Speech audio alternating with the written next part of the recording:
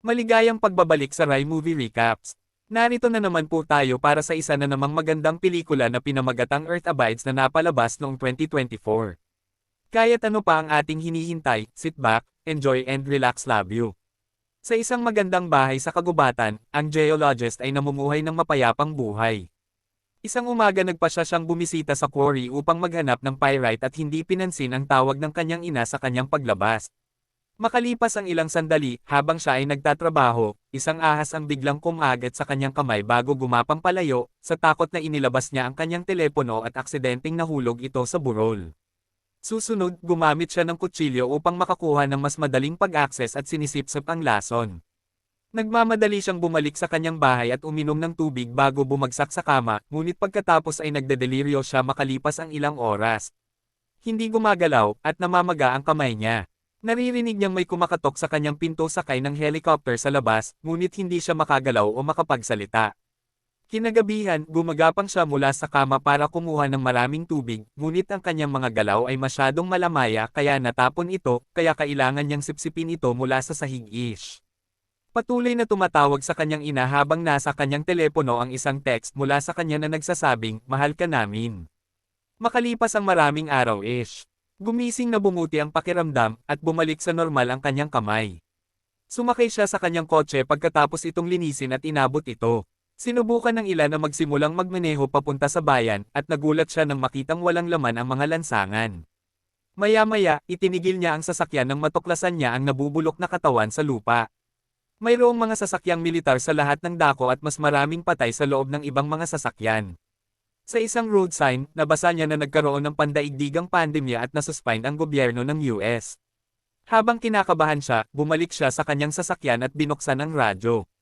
Ang balita ay nagpapaalala sa publiko, ang virus ay lubhang nakakahawa at nakamamatay, kaya ang lahat ay dapat manatili sa loob kapag siya ay nakarating sa tahanan ng kanyang pamilya.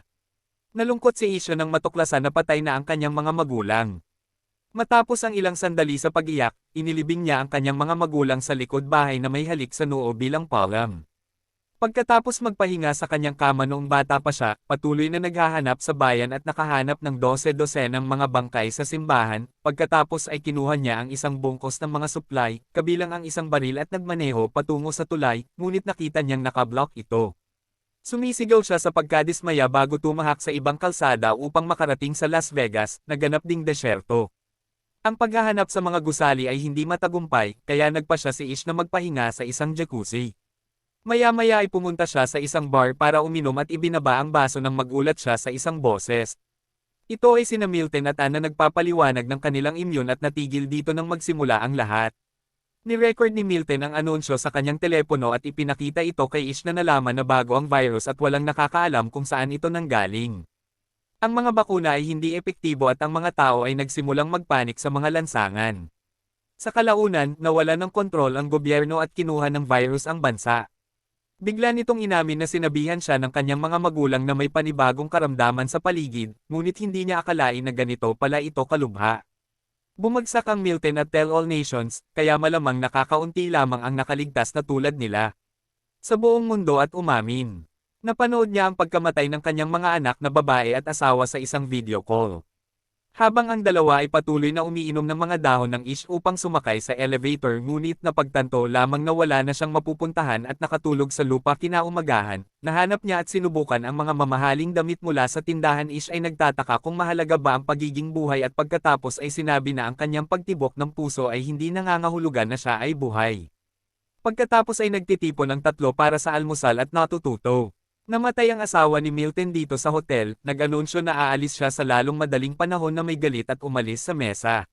Sinubukan ni Milton na kumbansihin si Ish na manatili sa pagsasabing mayroon silang pagkain sa isang generator.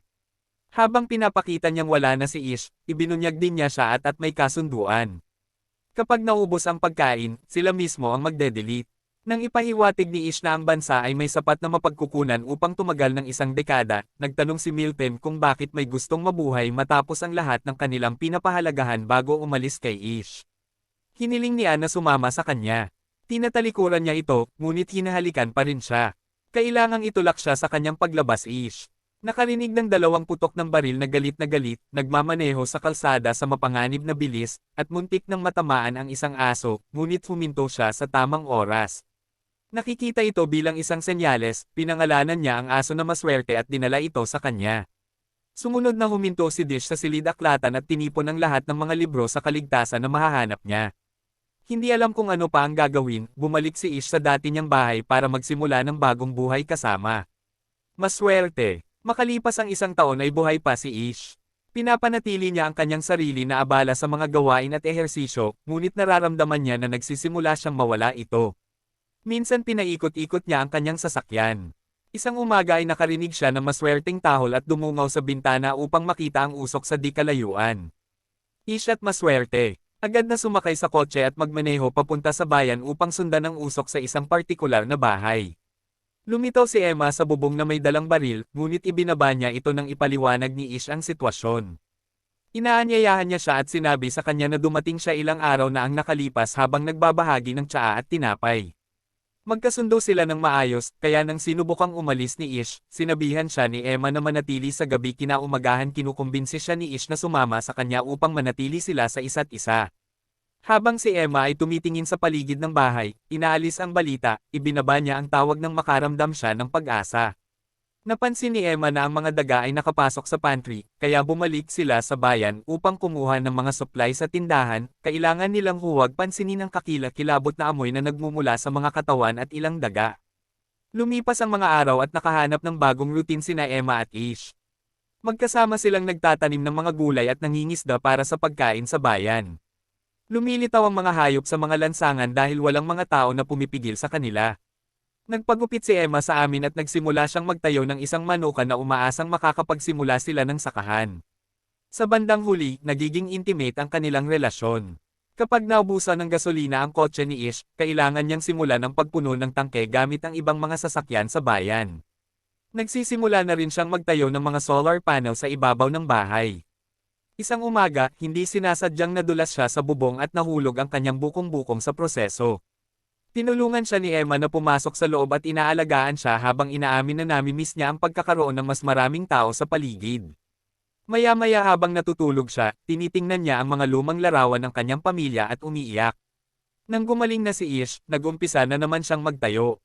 Inanunsyo ni Emma na buntis siya at nabigla siya, nag-aalangan na dalhin ang isang bata sa isang post-apocalyptic na mundo. Naghahanap siya ng mga libro tungkol sa panganganak sa silid-aklatan kung saan nagtatakbuhan din ang mga daga.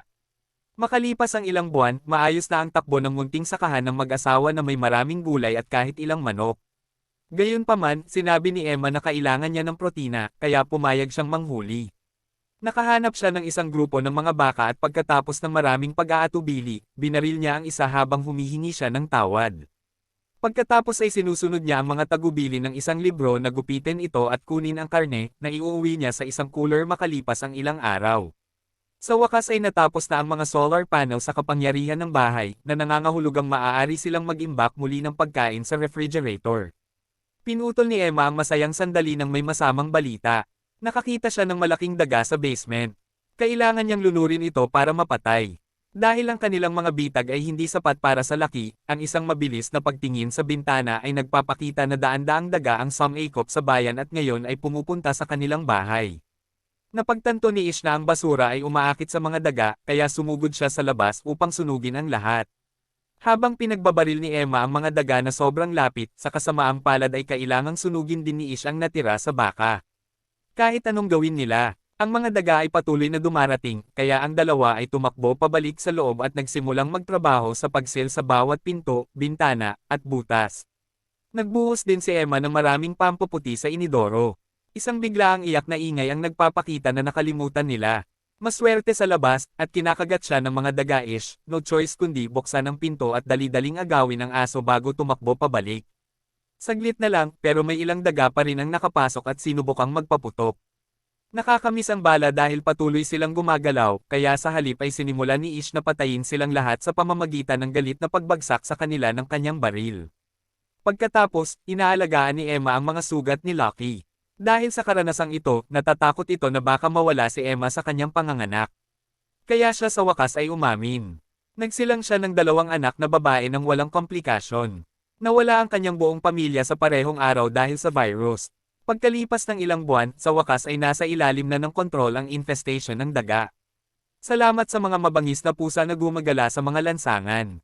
Sa wakas ay maalis na ng mag-asawa ang bahay at muling makalabas. Noong araw na iyon, nagsimulang makaramdam ng contraction si Emma at naghahanda ng manganak. Gayunpaman, natuklasan niyang lalabas na ang balikat ng sanggol. Una-ish, gustong hanapin ang aklat na nagpapaliwanag kung paano haharapin ito, ngunit sinigawan siya ni Emma at ginabayan siya kung paano itama ang posisyon ng sanggol hanggang sa lumabas muna ang ulo. Ito ay tumutulong sa panganganak na maging maayos. At ngayon sila ang ipinagmamalaki ng mga magulang ng isang malusog na sanggol na babae na nakakaramdam ng pag-asa para sa hinaharap. Muli, ipininta ni Emma ang kanilang address sa isang pader sa bayan na nag-aanyaya sa mga nakaligtas na sumama sa kanila. Nakikita ito ng isang misteryosong tao sa di kalayuan. 6 na taon mula nang magsimula ang pandemya sa pagmamaneho ni Ishnang. Mag-isa, nang hindi sinasadyang nataman niya ang isang leon, kinuha niya ang kanyang baril at naghanda sa kahabagan, patayin ito. Ngunit sa sandaling iyon, napansin niyang may nakatingin sa kanya mula sa kakahuyan. Hinahabol niya ang taong ito at sinubukang sunggaban siya. Kaya't sinubukan ng batang babae na ipagtanggol ang kanyang sarili, umatras, at nanunumpa na hindi niya sinasaktan, na nagpapaliwanag na mayroon siyang pagkain at nakatira sa iba pang mga nakaligtas. Napasigaw na lang ulit ang dalaga at tumakbo palayo. Nang bumalik si Ish sa kanyang truck, natuklasan niyang wala na ang linya at sinusundan siya ng dalaga. Tinanggap niya ang mansanas, inalok siya nito at tumalon sa likod ng truck. Dinala ni Ish ang babae sa kanyang bahay at nabunyag ito. 2 na ang anak nila ni Emma, sina Heather at Alex, kasama na rin sila ng 2 pang survivors, sina George at Maureen. Not to mention buntis na naman si Emma. Palakaibigan ng lahat sa bagong babae, ngunit hindi pa rin siya nagsasalita o umaalis sa truck. Kaya napagpasyahan ni Ish na dapat magkaroon siya ng PTSD sa gabing iyon. Ang batang babae ay natutulog sa truck. Kinaumagahan, may dalang almusal si Maureen para sa dalaga na nagulat at naging dahilan para malaglag niya ang ulam habang hawak ng dalaga ang kanyang pulso. Napansin ni Maureen na pareho sila ng mga galos at ipinakita sa kanya ang mga nasa dibdib niya.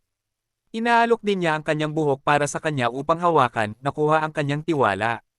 Pagkatapos, ibinahagi ni Maureen kung paano sila nakarating dito ni George, salamat sa tanda at nakumbinsi ang dalaga na maligo. Samantala, sina Ish at George pumunta sa kakahuyan at tumuklas ng 2 napakasimpleng cabin na may grave sa likod. Ilang sandali pa ay dinadaanan na ni Maureen ang mga gamit ng dalaga.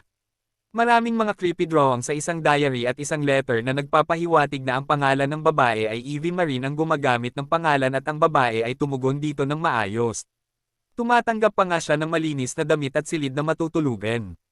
Sa gabi, ibinahagi ni Marine ang sulat sa iba. Ito ay isinulat ng ina ni Evie na nakiusap sa mambabasa na alagaan ang kanyang anak na babae. Nang magsimula ang pandemya, inilabas ng ama ni Evie ang kanyang mga pagkabigo sa kanya, at ang ina ay may sakit kaya hindi niya ito maprotektahan. Pumayag ang grupo na i-welcome si Maureen sa kanilang munting pamilya. Hindi nagtagal ay ipinanganak ni Emma ang isang magandang sanggol na lalaki na nagngangalang Joey. Makalipas ang 1 taon, nagkakaroon ng magandang araw ang grupo nang biglang tumunog ang intruder alert. Matapos iwan ng mga bata sa loob kasama si Maureen Ish, kinuha nina Emma at George ang kanilang mga baril at nag-imbestiga. Nakahanap sila ng isang armadong babae na nagngangalang Molly, at pagkatapos ng kaunting pabalik-balik, lahat ay sumang-ayon na ibaba ang kanilang mga armas. Ipinakilala sila ni Molly sa kanyang kaibigan, sina Jean Ezra at Rafe, at lahat sila ay sumang-ayon na pumunta sa bahay. Pagkatapos ng higit pang mga pagpapakilala, napagtanto ni Maureen na si Jean ay isang sikat na music hero. Ang grupo ay nagmula sa Oregon at sinasabing umalis sila dahil sa isang pagsiklab ng trangkaso.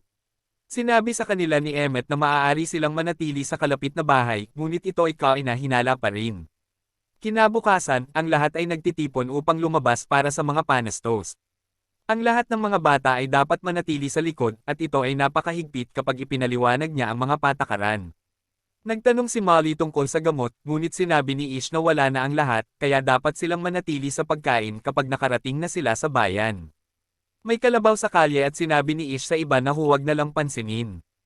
Ang grupo ay naghati-hati upang maghanap ng pagkain, ngunit hindi pinansin ni Molly ang mga patakaran at pumunta sa ospital kung saan nakatagpo siya ng maraming kasuklam-suklam na katawan.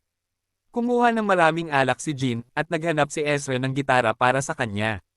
Nang muling nagsama-sama ang grupo para umalis, napansin nilang wala na si Molly sa ospital. Nakatagpo si Molly ng isang mabangis na aso at gumamit ng fire extinguisher para takutin ito. Pagkatapos ay ginagamit niya ang parehong extinguisher upang sirain ang isang lock na nagbibigay sa kanya ng access sa isang backup na itago ng gamot. Nang sa wakas ay bumalik siya, pinagalitan siya sa paglabag sa mga patakaran, ngunit kailangan niyang tumahimik kapag ipinakita niya sa kanya kung gaano karaming gamot ang nahanap niya ng gabing iyon. Ginagamit ni Jean ang kanyang bagong gitara para kumanta para sa lahat sa isang siga, at nagkwento si Ezra ng ilang masamang biro pagkatapos matulog ang lahat. Ibinahagi ni George ang kanyang paboritong alaala kay Marin at ginawa nila ang dirty sa unang pagkakataon. Samantala, naglalasing si Jean sa kusina. Kinaumagahan, tiningnan ni Molly si Jean na umamin na marami siyang nainom dahil sinusubukan niyang wakasan ang kanyang pagbubuntis. Halatang nagkaka-breakdown siya, pero nangako pa rin si Molly na hindi sasabihin. Lumipas ang oras ni Ezra at ang grupo ay patuloy na namumuhay ng mapayapa. Ang sanggol ni Jean ay ipinanganak na malusog at hindi nagtagal ay nagkaroon na rin ng sariling anak si Maureen, 14 na taon pagkatapos ng pagsisimula ng pandemya, lahat ay namumuhay pa rin bilang isang malaking pamilya at ipinagdiriwang nila ang kaarawan ni Heather. Dinala si Joey sa silid-aklatan, madalas na umaasang maipasa ang kanyang pagmamahal sa mga libro. Isang hapon, napansin ni Joey na medyo malakas ang ihip ng hangin at nagsimulang umulan. Kaya nagmamadali silang umuwi. Sinisigurado nilang ligtas ang lahat sa loob para lamang matuklasan. Si Lucky ay nawawala-ish, hinanap siya, at nalulungkot na matuklasan. Si Lucky ay napatay ng isang nahulog na puno. Hindi nagtagal ay sumama sa kanya si Emma at sabay silang umiyak habang nakakapit sa katawan. Kinabukasan, nakaburol si Lucky sa garden, maya-maya ay pinapanood ni Ish ang mga bata na naglalaro nang biglang may lumitaw na mountain lion sa mga bushes Ish. Sinasabi sa mga bata na tumakbo at tumalon upang protektahan sila. Kaya inatake siya ng leon sa halip at sinimulan siyang galpihin.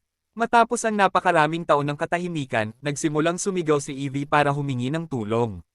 Di nagtagal, nailigtas ng iba pang matatanda si Ish at isinugod siya sa ospital. Si Molly ay isang doktor, kaya ginagabayan niya ang grupo upang tulungan siya sa mga pinsalang kailangan niyang bigyan ng CPR upang patatagin siya bago siya magsimulang magtrabaho sa pagsasara ng lahat ng kanyang mga sugat. Samantala, pumunta si Emma sa kakahuyan at nang sa wakas ay nahanap na ang leon, bumaril siya ng maraming beses bilang paghihiganti ng tuluyang nagising si Ish, inamin ni Molly na hindi siya ganap na doktor. Siya ay isang estudyante lamang na huminto sa kolehiyo. Gayunpaman, ang kanyang tiwala, ang kanyang kaalaman, at sa lalong madaling panahon ay makakalakad siya muli, kaya bumalik siya sa kanyang pamilya. Sa ika-17 taon ng pandemya, si Joey ay naging isang mahusay na mangingisda. Proud na proud si Ines sa kanya na ikinainggit ni Alex. Nasa hustong gulang na sina Rafe at Heather para maghanap ng mga supply ng mag-isa at habang naghahanap ng mga bahay, nalilito sila sa maraming bagay mula sa lumang mundo. Magkakasundo sila at hindi nagtagal ay nagsimula na silang mag-date. Sa kalaunan, ang parehong mga teenager ay sabik na makita ang higit pa sa mundo, at pagkatapos ng ilang talakayan, pinayagan sila ng kanilang mga magulang na pumunta. Pinupuno ng mga kabataan ang kotse ng mga supply at baril para maging ligtas sila doon. Maya-maya, napansin ni Ezra na ang mga halaman ay abnormal na tuyo para sa oras na ito ng taon sa kusina. Hindi makakuha ng tubig si Evie sa gripo ng kusina at sa sobrang kaba ay nabali niya ang hawakan.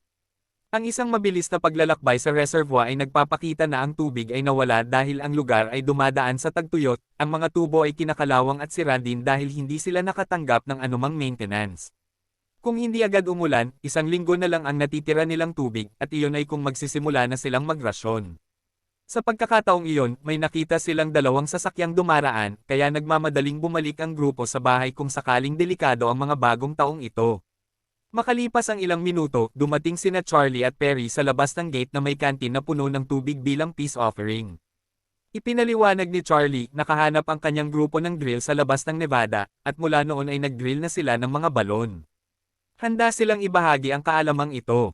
Kaya't sa wakas ay binuksan ni Emma ang gate para sa kanila, at ang magkabilang grupo ay nagsalo ng pagkain ng magkasama. Ish pumayag na ipagpalit ang lahat ng kanyang ekstrang gasolina para sa isang balon. Kaya pagkatapos ng tanghalian, nagsimulang maghukay si Charlie. The whole process will take around 72 hours in the afternoon. Ish and Charlie go hunting together and Ish nagulat na lang si Charlie nang biglang bumaril sa likod niya para lang pumatay ng hayop. Ipinaliwanag ni Charlie na siya ay isang napakahusay na taga-baril dahil siya ay nagkaroon ng maraming pagsasanay at hindi lamang sa USA. Nang maglaon sa hapunan, ipinakita ni Charlie ang kanyang mga galos at tinitigan si Evie, na lumingon sa likod na may malinaw na kakulangan sa ginhawa na napansin niya. Kinaumagahan ay sinabihan ni Ish si Alex na huwag tulungan si Charlie sa pagbabarena dahil wala siyang tiwala sa lalaki, ngunit naisip ni Alex na hindi patas ang kanyang ama at hindi siya pinapansin Ish. Sinusubukang ibahagi ang kanyang mga alalahanin kay Emma na nag-iisip na siya ay paranoid lamang. Makalipas ang ilang sandali, nahirapan si Charlie na masira ang isang layer ng bato, ngunit pagkatapos ng maraming pagsisikap, dumaan ang drill at patuloy ang paghahanap ng tubig. Kailangang panoorin ni Ish kung paano makisama ang pamilya niya sa grupo ni Charlie to the point na sabay silang kumakanta, sama ng loob at naguguluhan Ish. Naglalakad-lakad sa kakahuyan upang alisin ang kanyang ulo para lang mawala sa gabing iyon. Ibinahagi ni Charlie ang kanyang sigarilyo kay Jean, ngunit tinanggihan niya ang alak. Medyo mapilit si Charlie at umaatres lang kapag lumabas ng bahay si George. Samantala, nag-aalala si Emma sa kanyang asawa at nagsimulang maghanda para hanapin siya. Ngunit sa sandaling iyon, sa wakas ay bumalik. Pinagalitan siya ni Emma dahil sa pagkawala niya ng walang salita at inilabas ang pag-aalala ni Mitzi tungkol sa maaaring mangyari kung makakita sila ng tubig. Kinabukasan, sa wakas ay lumalim ang drill at bumulwak ang tubig mula sa lupa habang ang lahat ay nagdiriwang ay sinabihan si Charlie na kunin ang gasolina at umalis. Ngunit sinabi ni Charlie na mas gusto niya ang lugar na ito kaysa sa naisip niya. Matapos mailagay ng maayos ang balon, nagpa-party sila para magdiwang pero nag-aalala pa rin si Ish. Tinanong ni Emma si Perry kung saan susunod na pupuntahan ang kanyang grupo, at sinabi ni Perry na hindi niya alam dahil gusto talaga ni Charlie dito. Kinagabihan ay narinig ni Ish ang isang babae na sumisigaw at lumingalinga sa paligid upang matuklasan si Charlie na lumabas sa cottage ni Evie habang ang kanyang kaibigan na si Silas ay nagbabantay. Hindi pinansin ni Charlie ang pag-aalala ni Ish at bumalik sa kanyang roof kung saan galit din si Perry sa kanya. Sabay punta ni Ish sa cottage at nakitang umiiyak si Evie dahil sinamantala siya ni Charlie. Nagtipon ang pamilya ni Ish upang pag-usapan kung paano haharapin si Charlie. Hindi naman nila akalain na paalisin na lang siya dahil baka babalik pa siya kaya no choice sila kundi patayin siya. Nagsimula ang isang pagtatalo dahil iniisip ng ilang tao na ito ay pagtatanggol sa sarili, habang ang iba ay iniisip na ito ay pagpatay, nagpasya silang bumoto at lahat ay nagsabi ng oo maliban kay George na nagbago ng kanyang boto. Nang ipilit ni Maureen pagkatapos ay hinanap ni Ish si Charlie at pinaalis siya. Nang tumanggi si Charlie, pinalibutan siya ng pamilya at hinampas ng martilyo ang ulo ni Charlie. Sa sandaling si Charlie Falls ay patuloy na galit na binasag ang kanyang ulo hanggang sa siya ay namatay, si Ezra ay kailangang huminto habang siya ay nawawala ng malay at paulit-ulit. Kailangan naming subukan ni Venice na hugasan ang lahat ng dugo sa martilyo, na nagkomento sa kabalintunaan na ang dugo ay pag-aari ng taong nagbigay sa kanila ng tubig. Inaaliw ni Emma na sinabi sa kanya na ginawa rin niya ang mayroon siya. Kinaumagahan, ang katawan ni Charlie ay itinapon sa karagatan. Sinabi ng pamilya kay Perry na wala na si Charlie, ngunit siya at ang kanyang mga tao ay pinapayagang manatili. Nakuha ni Perry ang tunay na kahulugan at talagang gumaan ang loob niya dahil isa pa siya sa mga biktima ni Charlie. Pagkatapos, ipinaalam nila sa iba pang grupo na wala na si Charlie at nagalit si Silas na nagsasabing hindi nagbabago ng plano si Charlie habang inihahanda ng grupo ni Ish ang kanilang mga baril kung sakaling mag-react si Silas. Itinuro ni Corey, ito ay isang magandang bagay. Wala na si Charlie at ay nalalayan siya ng iba pa niyang grupo. Tinawag silang lahat ni Silas na duwag at umalis sa komunidad. Paglabas ni Alex ng bahay at nagtanong tungkol kay Charlie Ish, sinabihan siyang wala na siya dahil narinig niya si Evie, hindi masyadong tinatanggap ni Alex ang balita. Sa sandaling iyon, bumalik si Silas at humiling na manatili dahil wala na siyang ibang mapupuntahan. Itinuturo na si Ish ang unang taong matapang na lumaban sa kontrol ni Charlie. Gayunpaman, hindi siya pinapasok ni Ish.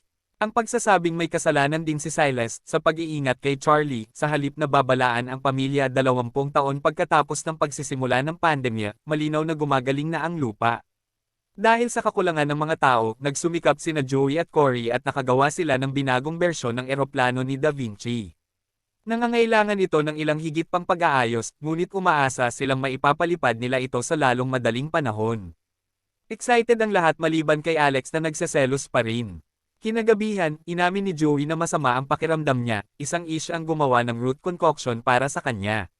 Gayunpaman, sa kalagitnaan ng gabi, pumasok si Joey sa silid ng kanyang mga magulang na puno ng pawis, at biglang nahimete at tumakbo upang hanapin si Molly para lamang matuklasan. Si Cory at iba pang miyembro ay may sakit din. Itinuturo ni Molly na napakabilis nito kaya hindi ito karaniwang sipon at pinaghihinalaang maaaring nauugnay ito sa orihinal na virus. Nagsimulang makipagtalo sa kanya tungkol sa kung paano magpapatuloy, ngunit naantalas sila nang dumating si Perry na nagsasabing malapit na rin siyang magkasakit. Tinutulungan ng buong sambahayan si Molly na pangalagaan ang mga may sakit. In denial pa rin Ish. Nag-aalaga kay Joey sa kanyang silid at may pangitain na pinagmamasdan sila ni Charlie habang lumilipas ang oras Ish. Ginugugol niya ang halos lahat ng oras niyang nakaupo sa tabi ni Joey, na ikinagalit ni Alex dahil alam niyang hindi mag-aalala ang kanyang ama kung siya ang may sakit. Maya-maya, bumalik si Heather, ngunit nag-iisa siya dahil namatay si RIF. Masasabi niyang pagod ang kanyang mga magulang at pumalit siya sa isang shift para bantayan si Joey. Ilang araw man ang lumipas, kahit na hindi gumaling si Joey at sa tingin niya ay pinarurusahan siya ng Diyos dahil sa pagpatay kay Charlie.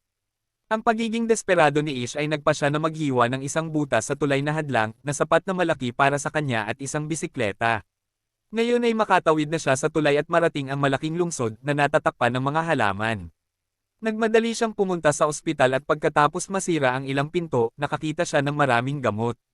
Sa kanyang paghahanap muli niyang nakita si Charlie, at ang kanyang pagkakasala ay patuloy na bumabalot sa kanya, nagpasya si Ish na huminto sa kapilya at kunin siya ng Diyos sa halip na si Joey sa bahay. Ibinahagi ni Heather ang kanyang paglalakbay sa iba. Siya at si Rafe ay nagmaneho sa hilaga ngunit wala silang nakita ni isang tao. Nakita nila ang dalampasigan at hinangaan ang kagandahan nito. Ngunit ang mga bayan ay hindi itinago sa bulok. Isang araw nakakita sila ng ilang numero na may nakapinta na araw sa isang gusali. Sinimulan nilang sundan sila at natagpuan ang parehong mga araw na nakapinta sa iba pang mga gusali, puno, at maging sa mga bato, ngunit hindi nila ito dinala kahit saan. Sa huli, nagpasya silang manatili ng ilang araw sa tuktok ng isang bundok. Bigla silang nakarinig ng ingay sa isang kakaibang lalaki ang lumitaw sa kakahuyan. Sinubukan siyang sundan ni Heather, ngunit tumakbo siya palayo. Pagbalik ng mag-asawa sa kanilang tent, muling lumitaw ang lalaki at hinawakan si Rafe mula sa likuran.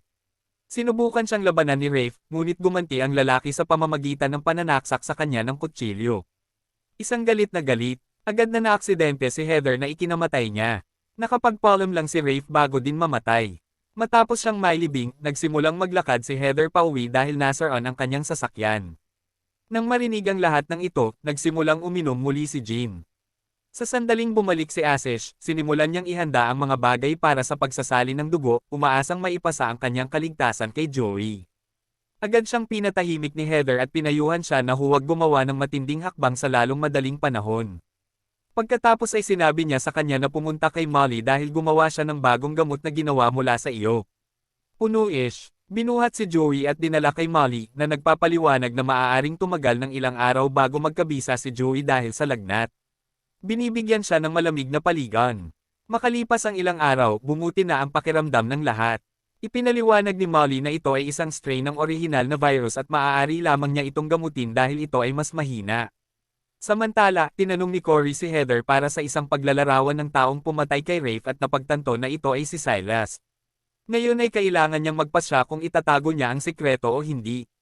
Sa kasamaang palad, ang gamot ay hindi gumagana kay Joey na nagsabi ng kanyang huling mga salita sa kanyang mga magulang at namatay sa kanyang kama, hindi umiinom ng mabuti, at nagmamaneho palabas ng bahay ng napakabilis na hindi pinapansin ang mga alalahanin ng kanyang pamilya. Nakita niya ang sign na ipininta ni Emma ilang taon na ang nakakaraan at tinakpan niya ito. Pagkatapos ay pumunta siya sa silid-aklatan at nagsimulang ihagis at sirain ang mga libro sa sobrang galit sa bahay. Inilibing nila si Joey kasama ang ilan pang mga tao na hindi rin nakaligtas sa virus, at nagdaos sila ng isang maliit na libing ng maglaon. Nalaman ni Emma na nasa library pa rin na may dalang posporo sa kanyang mga kamay. Paalala niya sa kanya. Nawala na ang lahat bago si Joey, ngunit mayroon pa siyang ibang mga anak at kaibigan na mabubuhay.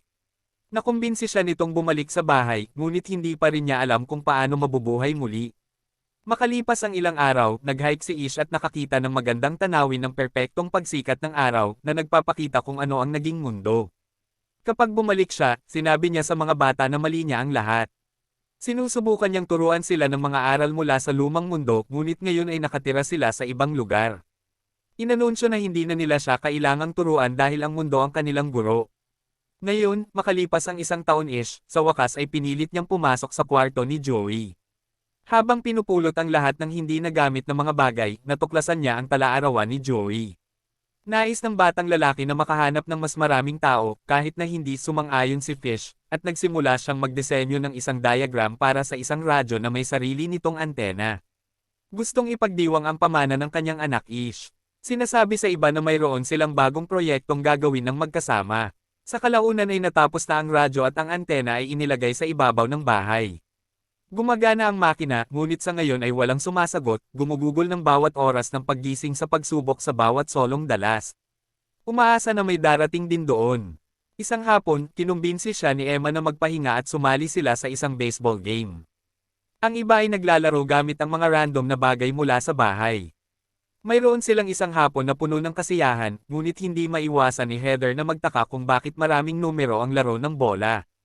Ish, ipinaliwanag iyon. Sa lumang mundo, lahat ay nabitin sa mga istatistika, sinusukat at nirerango ang lahat. Ang pagdinig nito ay nagiging dahilan upang matindaan ni Heather ang mga numero na may arrow at napagtanto ni Ish na may dalas. Nagmamadali ang grupo sa radyo at sinubukan ang mga numero ni Heather. Matapos ang ilang minutong katahimikan, sa wakas ay nakatanggap sila ng sagot. Mayroong 77 miyembrong komunidad, wala pang 100 milya ang layo sa dating parke ng estado.